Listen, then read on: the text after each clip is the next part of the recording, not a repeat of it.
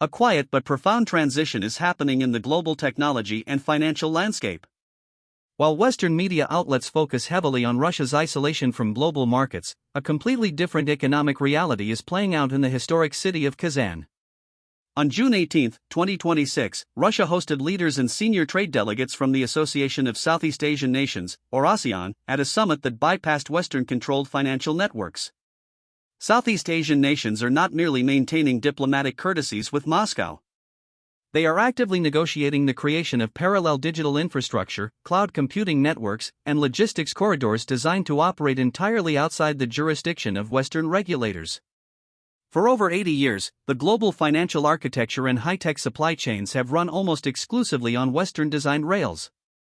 The SWIFT messaging system, Western satellite navigation, and US-hosted cloud providers like Amazon Web Services have been the unquestioned defaults. But the Kazan summit marks the formal beginning of a highly structured and coordinated escape plan.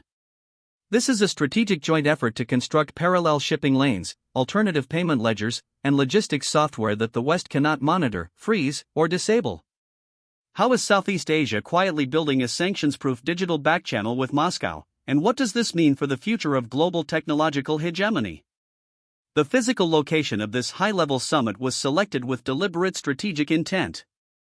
Kazan is the capital of Tatarstan, a semi-autonomous region widely recognized as Russia's premier technology and software development hub.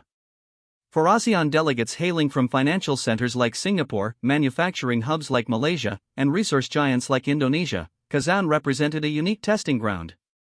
Russian Prime Minister Mikhail Mishustin presented a clear and concrete proposition to the visiting Southeast Asian trade ministries. Russia is offering to share its highly developed cyber defense tools, localized databases, and sovereign artificial intelligence engines. In return, Moscow wants direct, frictionless access to Southeast Asia's rapidly expanding manufacturing markets and consumer electronics supply chains. Bilateral trade between Russia and ASEAN reached an impressive $26 billion last year.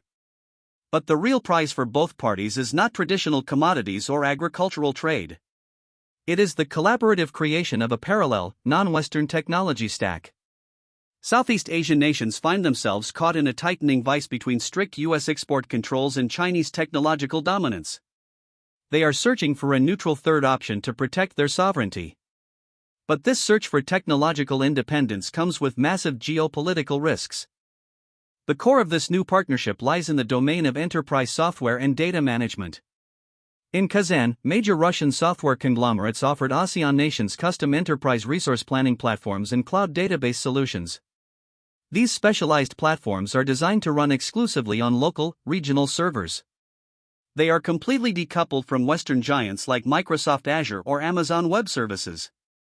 The geopolitical implications of this shift are stark.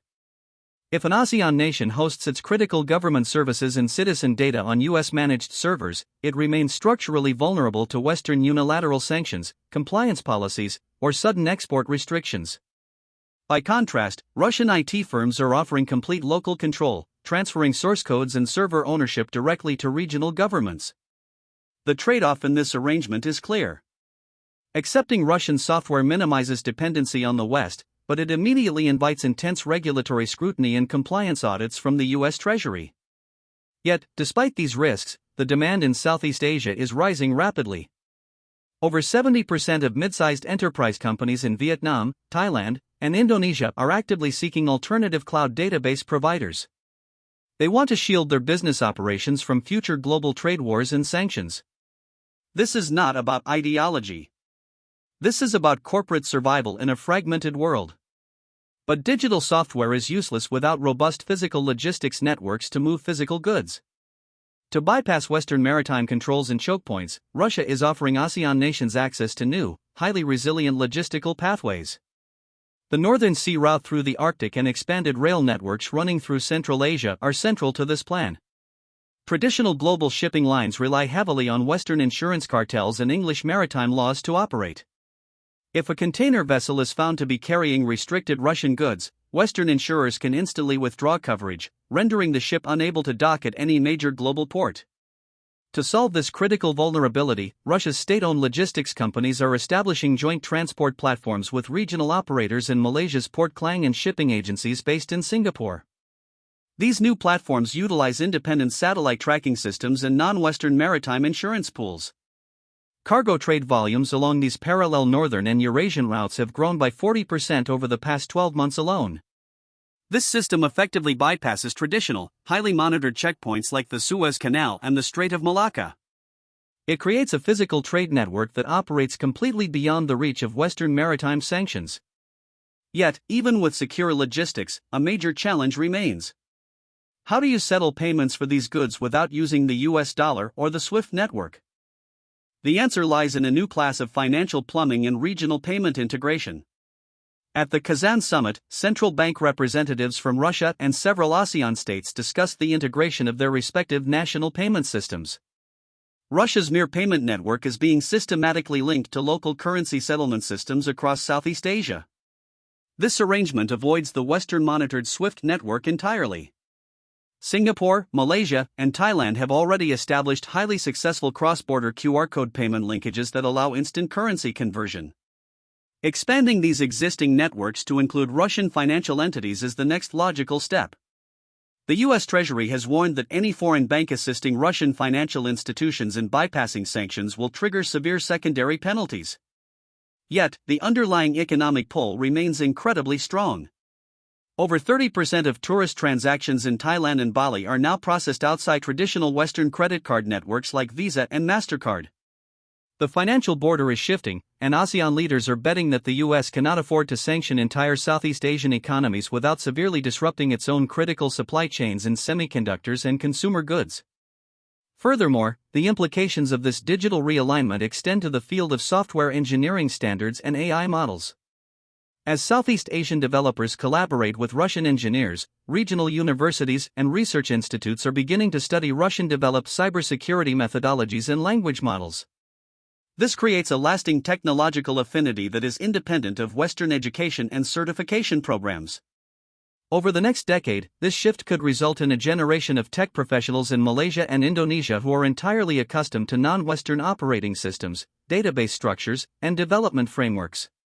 Consequently, Western technology firms will face not only market barriers but a fundamental shift in the technical skills and preferences of the local workforce. By establishing these deep, structural educational and technical links today, Russia is ensuring that its pivot to the Indo-Pacific is not a temporary tactical maneuver, but a permanent strategic integration into the digital core of Southeast Asia.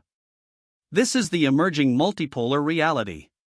Southeast Asian leaders are not siding with Moscow against the West, nor are they abandoning their lucrative trade relationships with the United States. Instead, they are using Russia's sophisticated technology and alternative logistics offerings to maximize their own geopolitical leverage. By showing Washington and Beijing that they have viable alternatives, countries like Vietnam, Malaysia, and Indonesia can negotiate better trade terms and security guarantees with all superpowers. It is a high-stakes strategy of strategic neutrality and digital diversification.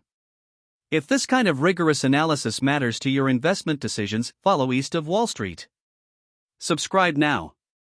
The next briefing is already in the works.